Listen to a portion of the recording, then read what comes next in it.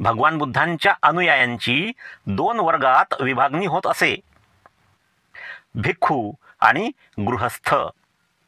या गृहस्थालाच उपासक असे म्हणतात. संघ ही भिक्खूंची संघटना.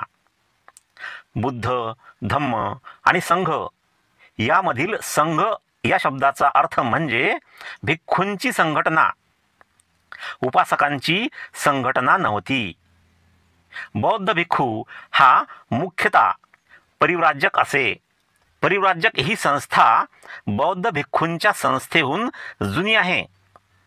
प्राचीन परिव्राजक म्हणजे कौटुंबिक जीवनाचा त्याग करून इतस्तता म्हणजे इकडे तिकडे परिभ्रमण करणाऱ्या लोकांचा समुदाय, म्हणजे भटकणाऱ्या फिरणाऱ्या लोकांचा समुदाय.